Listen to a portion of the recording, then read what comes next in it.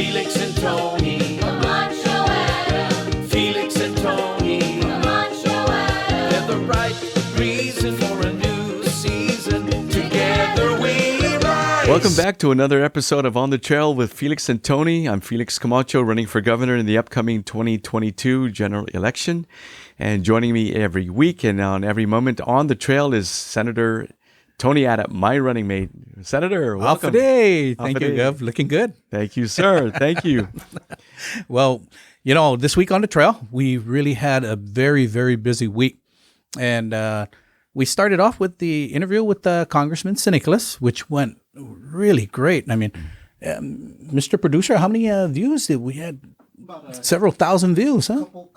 Couple thousand views on that episode. So, you know, it continues to grow and grow and grow. So it just goes to show that, you know, the word is getting out there. And then from there, we had the GAR forum that was held on Thursday. Guam Association of Realtors Forum. Yeah. And we were the only team that showed up. That's right. It was a great opportunity to talk with all the realtors out there. Membership of over 500 plus, and very tough questions, but very, very, I enjoyed it actually. Yeah, so did I. You know, we really had a great time on there. You know, the back and forth with them, and you know, the questions they asked, and even the follow-up questions as well. You know, that we stayed on there for a good hour and 45 minutes. From there, you went to the Great Debate Coin Toss. How was that? Well, that was the what they call the Great Debate at the University of Guam. It's been a traditional type of event held every year, sponsored by the Student Body Association. And we went there for the coin toss to determine who's going to start. Of course, they laid out all the rules and regulations. But unfortunately, Governor Liu and Lieutenant Governor Josh did not attend. And they have informed them that they will not be attending the Great Debate. Unfortunately, but we'll still be there. Oh, so we have the whole stage to ourselves. Yes, we do. Well, you know, let's hope they decide to look at changing their mind. But who knows? We'll leave that to them. And then we had our red hat canvassing in Tamuning. Absolutely, Tamuning, the village I grew up in, and it was wonderful again. I believe they swept the entire village, and despite the rain, the enthusiasm, everyone was happy. And yes, Tamuning.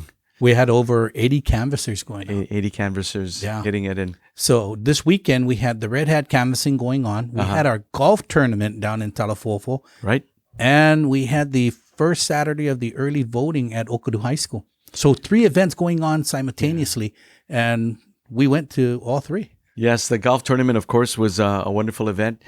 I think anybody who plays golf knows that rain or shine, they're going to be there with a lot of enthusiasm, a lot of fun, and we're grateful again to the many sponsors and, of course, the participants that were there. Many happy winners there, not only with first, second, and third place, but also with the many raffle prizes that were there. So wonderful time, and they kept asking, when is the next one? And then Saturday night, Annette and I attended the Varo Gala, the first annual. That's the Victims Advocate reaching out, and you know, it was well attended. It was a packed house, and we were so glad to see everyone coming out in support of the organization. So that's Victims Advocate reaching out. Yeah, yes. Wonderful event. Yeah. And then I know on Sunday we had 2 events. The first one was the flea market. Oh yes, yeah, very early in the morning. Oh, wonderful. I was able to get some nice fruits and bought this Vietnamese soup. They call it pho. Wonderful stuff. Did you get the bananas that you were looking for? Sure did. But, and again, just meeting the people. It's a wonderful time out there with all our supporters out there with our red hats and greeting the people at the flea market. I encourage the community to go out there. You have the old flea market is where we were at by Payless area. Next to the Guam Football Association soccer field, right on Harmon Loop. But there's also the other newer flea market where other people go. The farmers market, side, But wonderful. Also that place is heavily visited. So and then that was followed up. I had attended the 50th anniversary of the Catholic Daughters of the Americas. My mother, I believe, was one of the founding chapter members. 94 years old, but she says, I want to go. Yeah. And we had a wonderful time in that celebration. It began with a 9:30 Mass at Cathedral, and then, of course, the reception and luncheon over at the Hyatt. So great gathering of all the matriarchs, really, of many families that are there professing their faith and working in the community. You know what was beautiful to see that at that event was how you have all the original founders, that were still around.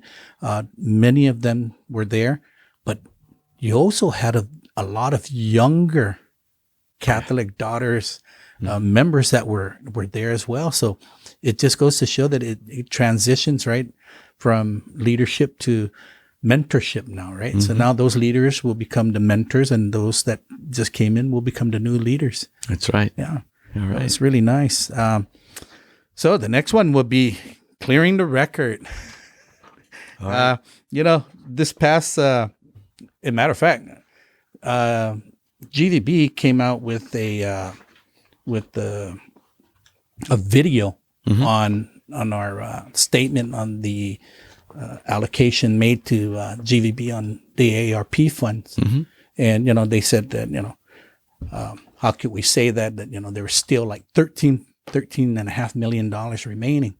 So where the information came from was straight from Adelup, and that's from the Bureau of Budget and Management Research. So what they report to the legislature is they give a reporting of the ARP funds, and if we can get that on the screen. If you look at line 51 where it says GVB, there you go, Guam Visitors Bureau. The allocation was $20 million. Then it says expenditures, $20 million. And then you keep going to the right, then balance $0. So that's where we got our information from. Now, the GVB president, former Governor Carl Gutierrez, made it clear that there's still $13.5 million. So the question that should be asked is, how is this being accounted for, right? How is the money being accounted for? And if one entity, the BBMR, is showing a zero balance and GVB says we still have $13.5 million, whether it's an account transfer from one account to another, I think what needs to be done is a separate and apart,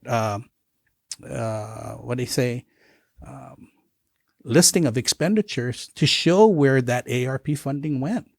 And what it's being used for, so that questions don't come up like this, where it's showing a zero balance, but they're still saying there's $13.5 million.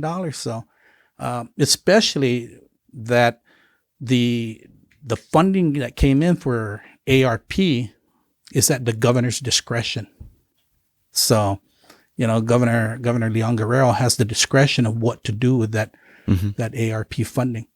But we just want to clear the record and just make sure that everybody knows that what we said and what was presented is directly from BBMR. So if there's any other accounts or things like that it goes from one to the other, then, that in itself should be clarified. And I'm glad that the GVB president came out and did that clarification that there is still $13.5 million. So In the bank. Sitting. I'm sorry. I just had to say that. They use the conversation from the podcast. Where can people find that conversation? Yeah, apparently they made reference to our podcast. Oh, yeah, that's right. They make reference as the to our source material Yeah. in the conversation we had. So the Camacho Ada podcast. And, you can find it on YouTube or Spotify. So, you want to see other episodes of the Camacho Ada podcast, go onto YouTube or Spotify and just keep looking at the different episodes. We got 12 episodes. It's On the Trail with Felix and Tony. 14 episodes. And what a good producer, Okay. So now that we kind of cleared that record, right? We cleared that record. Our issue and the topic tonight is family and strengthening our families, our culture, and our family values. Yes, and straight off, right out of our platform, we under family it says strengthening our families, our culture, and our family values. But we go on to explain that we are a community of independent individuals and institutions that create families, schools, neighborhoods, and culture. Our culture sees family as a crucial pillar of our island community. It has been proven that the family structure, whether joined together in marriage, adoption, or guardianship, benefits our community as well as the individual. And that's at the basis of it. And in looking at family, we know that we are in a very, very difficult time right now. And good question to ask is your family prepared and well equipped to overcome and conquer many of life's challenges? And we're all there are many things ongoing right now, but I think the greatest two issues that we can talk about right now is crime and how it's affecting the family, how it's affecting our neighborhoods, how it's affecting our entire island, and how that is tied in with the drug epidemic and what's going on there. So perhaps we can begin to talk about that, and let's see where this conversation takes us. And the cost of living as well. Cost of living, exactly. Yeah. So those are the two hot issues right now. And when you look at, I guess, sir, when you look at the crime, just the crime, people are stealing or robbing or whatever it may be to get their hands on drugs. Yeah. That destroys the family. And we need to eradicate, I guess, that problem. Yeah. And how do we do it? So many families today are broken from it. And, it's hard to just look and feel what the families are going through, because, sometimes I think families feel alone, that they're the only ones going through it, but there is help out there.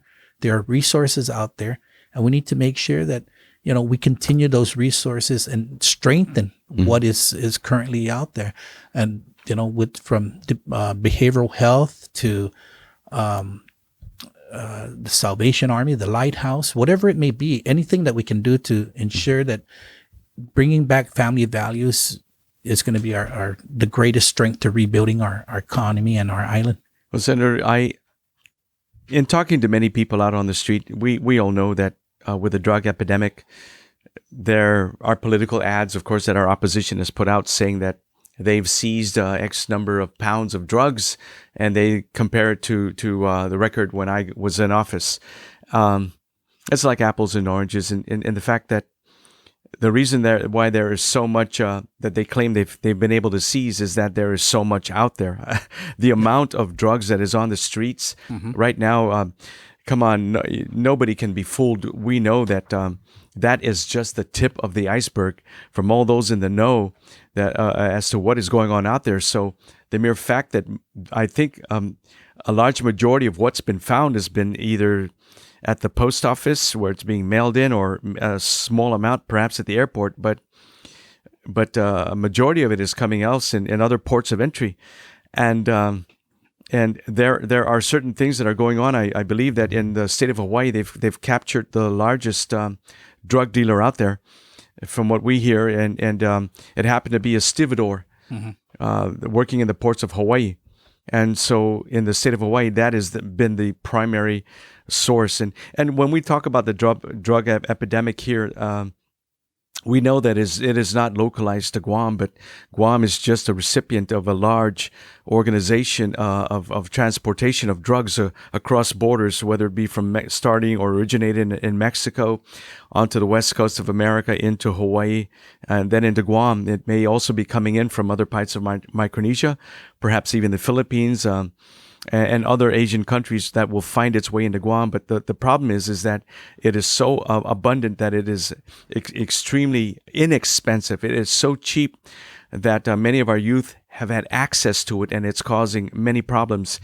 In addition to crystal meth, there's now the threat of fentanyl that has the epidemic, of course, is from America. Now it's hit Hawaii, and one dose of that can kill a child or a young adult. Yeah. And so what are we doing? We see that storm coming, and what is being done to prepare for it?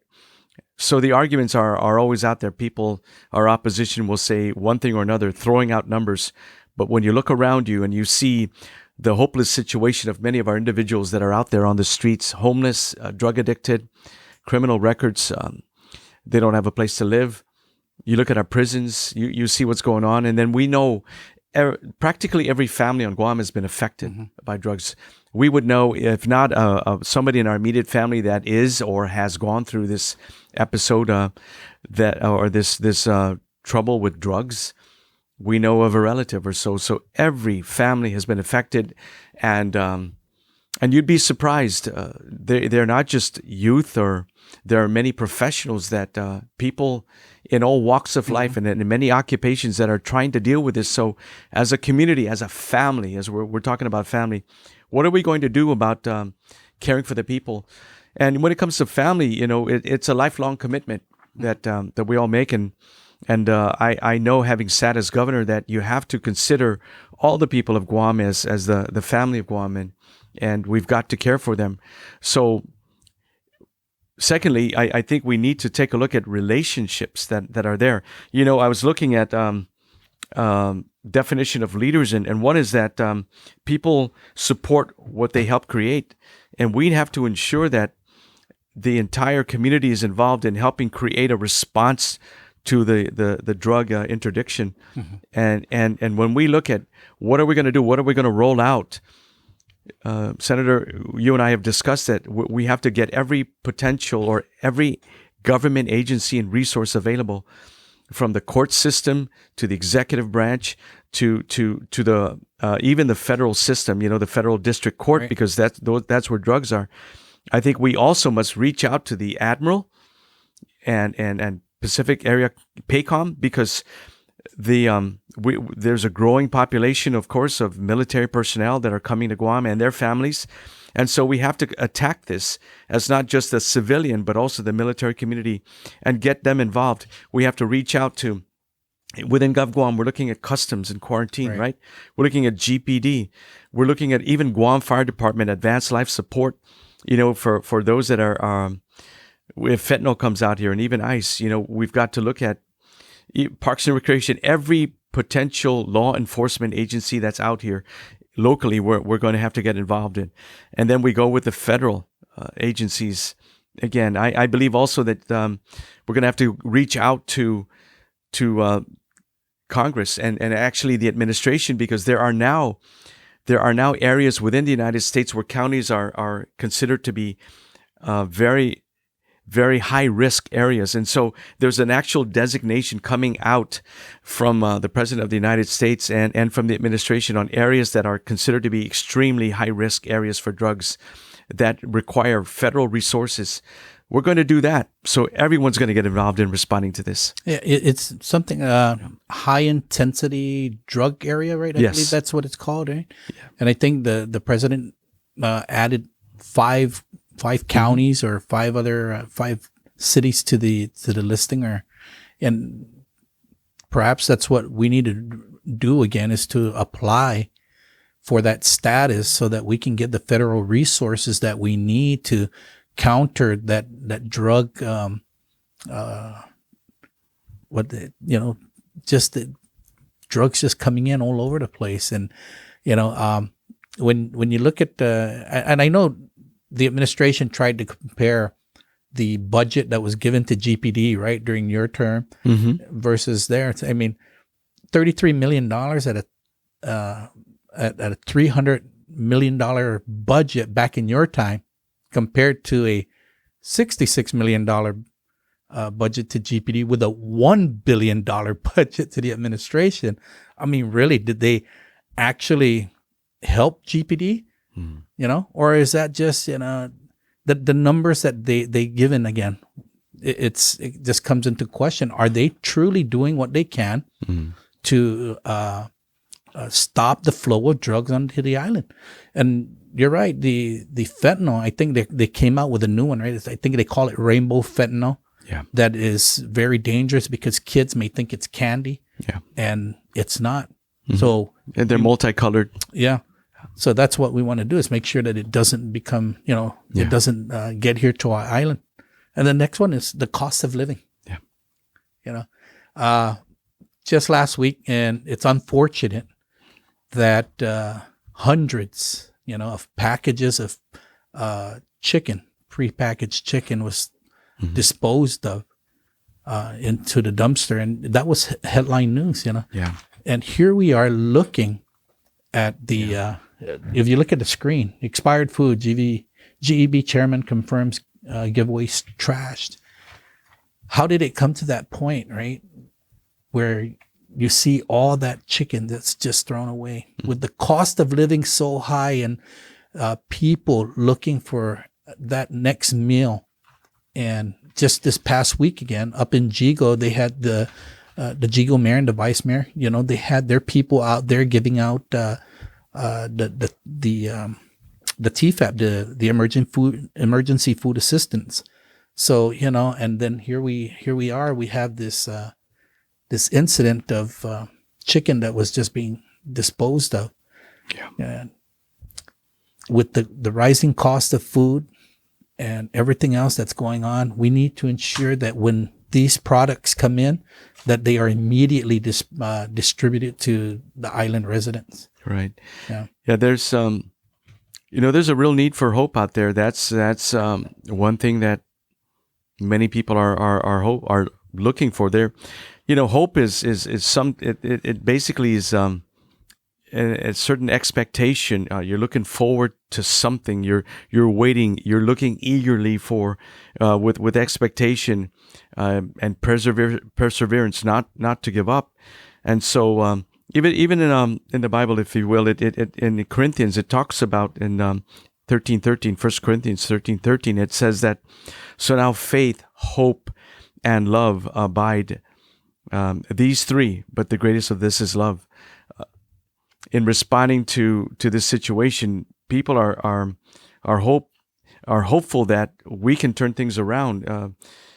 And the message has been in some of the advertisements, can you afford another 4 years of this situation? And obviously the answer is no. People are looking expectantly for hope to somehow recover from this, looking expectantly and believing that the desired outcome will happen, that their lives can be restored, their freedoms can be restored.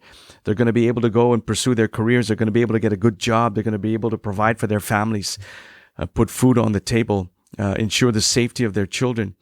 But right now, it's getting quite difficult, not only in Guam, but around the world. This cost of living, the rate of inflation actually is there also. And as we look at even tourism, and talking to some people in the tourism industry, they're saying, we've got to work hard at recovering this industry. And we'll be going to a forum later this week, I believe. Right. Is it on Wednesday? Yes. With the Guam Hotel Restaurant Association and the Guam Tourism and Transportation Association. That's tomorrow. That's tomorrow, the forum. Yeah. Where they're having I know they're having a gathering, but we're actually going to then follow. I believe it's going to be a discussion with the Guam Contractors Association. Right there. But on the 25th, I believe we're appearing before the same group. Right. The 25th of October. Yeah. Yeah. But again, they're talking about the fact that as we try and bring tourists to Guam, the strength of the U.S. dollar right now against the won and against the yen is making Guam a very difficult case for people to come and spend their money here when they can go elsewhere, perhaps even travel domestically within there. And so how do we develop an economy? How do we provide jobs that are going to get people employed? There are many opportunities that you and I have to pursue so that the costs of living for people to get good jobs, get money in their pockets, feed their families, and be able to survive. When we think about the areas of rent, affordable housing, how do we? Oftentimes, Tony, we have come across many individuals, right, that are saying, "Look, I'm in the middle class. I'm a moderate income individual, worker." Together with my spouse, we work 1 or 2 jobs each, and we fall in that gap where we make money above the threshold where we're not able to qualify for federal assistance, even the money that has been given under ARP and the federal dollars to recover. And beyond that, we don't make enough to qualify for these certain types of loans if we want to get into a 3 or 4 bedroom house. And so the struggles of even the middle class, we've given a lot of attention in trying to help the poor, and that will always be the case. But we have to turn our attention also to the middle income families, the moderate income families that are kind of standing in the gap, Right. saying, "Man, we fall in the gap, and we need help, and so we need to turn our attention to those families that are struggling." And that's Also. and that's what happened up in Yeah. Chico is when families were interviewed. Right. Those were middle class income families that were up there in the food line. And Yes. they're the ones, once again, that were left out of, the benefits because, Yeah. one thing, I know with some benefits is that your assets make a difference. So yes, okay, we were both employed pre-pandemic. We had 2 cars. Our kids were going to school, and we have our own home. During pandemic, those situations changed where they both became unemployed, but because of their assets, they couldn't qualify for certain benefits. So that's where they were left out, and they continue to be left out. I have to share a story with you. I'd received a call once, and of course the number wasn't registered, but they had tried to reach me. Then headquarters called me, our campaign headquarters, and said, "Gov, you got to call this number. This individual really wants to talk to you." He called and said, "Look, I'm a retired Gov Guam worker. My wife is retired also, and we're on food stamps, and for some reason or other, there was a glitch in our card. We went to Payless. I had a cart full of groceries to purchase, and they wouldn't accept the card. All I need is some help to get a meal for tonight and tomorrow, or rather over the weekend until we can resolve this issue with public health and social services." Yeah. I said, "All right, let me see what I got." So I reached into the cupboard. We're able to get some dry goods and other food items together, and met the individual at a parking lot. Not to say where, but said, here, this should take you through the weekend. And he just said, "Thank you very much. I appreciate it." But he said, I don't want anybody to see me. This. I'm a proud person. I'm a proud man." He said, but I gotta provide for my wife and I. They're elderly. It really touched my heart that the struggles that people are going through, and they'd have to reach out to someone to help. But glad to help. But it shows the condition and the situation of many people out there right now that are really just struggling, and we've got to do something about it. And we're going to do something about it. Absolutely. We got to ensure that, the ARP funding, and it calls into question again that the governor has full control of that funds. Why is it that she does not tailor the benefits, the qualifications to those that would include the middle class? Right. It's her control. She gave money all over the place. So, why is it that she couldn't include the middle class into this and, help them? Well, bottom line again, Senators, you and I know there's close to $300 million still sitting in the bank with the excuse that it's being held or reserved for the building of a new hospital. The real need is now. So Governor Luliangoro, release that money and help the people of Guam. They need it right now. They can't wait. And the question also begs to ask is, why would we want to build $1 billion hospital or facility on leased property? Yeah. Is the people of Guam going to invest? As a businessman, would they invest on a structure that's going to cost $1 billion, knowing that it's only on leasehold property?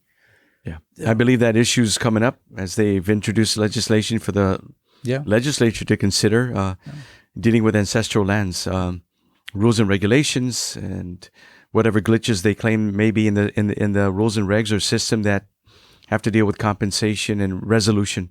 So let's see how that settles. Let's see how that pans out, and we'll take it from there. Yeah, definitely. Well, is there any last words you got? I just coming up to the end, and I just like to say, look, we've got a little over 3 weeks to go before the general election, and I think you're going to talk about how there is the registration is now going to be ending. Yeah, why don't you touch on that? Sure. Because we got the selection coming up. Yeah, so we got the different things that we got coming up. We have the meet and greet with the Micronesian community on October 21st, 6 o'clock p.m. at the Palau Cultural Center. And Layla, where is this at? That's at Lada Avenue, Dededo. All right. And this will be together with our Friday night remix, and all are welcome. Yes. Everyone is welcome to join us up there. Hey, there's going to be food trucks. There's going to be entertainment. And the one thing that we always push is small business. So there's going to be small business vendors, entrepreneurs there. That's great. Yeah, That's I great think to hear. in the past I saw you bought a nice T-shirt. They've got ornaments. They got jewelry. I bought a Christmas ornament Yeah. recently, or at least I ordered it. Yeah. And they have different vendors will be there as well, right? Yes. But the food, Yeah. you got to come and try the food. It's going to be amazing. Support our local vendors. There we go. And then we got the GHRA GTTA Tourism Forum, which is on Tuesday, October 18th, and that's at the Riga Hotel, the former Sheraton. You know. Okay. And then we got the Guam Contractors Association Forum, and that's on Wednesday, October 19th at the Dusit. And then Saturday, once again, the October 22nd early voting at GCC. That will start at 10 a.m. and end at 3 p.m. So everyone in the central area, you got an opportunity to go and vote. And at GCC, you're able to register and then go vote on the same day. Oh, that's great to hear. Yes. Yeah. And then we have our Red Hat canvassing going to be up in the northern area in Jigo, 9 to 3. And as 21 days to the general election. Imagine that, 21 days in a wake up. It's coming around the corner really, really quick. Yeah. And so the key is really, if you want change, if you want to make a difference, participate, get out there and vote, exercise your right. Again, there's a lot of hope out there that things will turn around. And if you support Camacho Ada, we will bring that change. We will bring that hope and a resolution to many of the problems. So we're looking forward to it. Please come. Get out there, register, and vote. Thank you. So ask questions through our social media at Camacho Ada for Guam. Engage with us on the trail by asking us questions through any of our social media platforms, Instagram, Twitter, Facebook, and your questions can be sent to us in text, audio, or video, and we're still waiting for the audio or video. We look forward to engaging with you in the digital space and answering your questions on the show, and hope you can continue to join us on the trail. It's an exciting time for both of us, and we've come to 13, 14 episodes. It's really been fun, and we continue to do this and inform our supporters, inform our voters, inform our island to the things that we're doing, the things that we're going to do, and the things that we will continue doing throughout this campaign season. And, Absolutely. We look forward to engaging with them. Yes, and so again, tune in next week and join us together on the trail with Felix and Tony. Adios. Goodbye. Felix and Tony.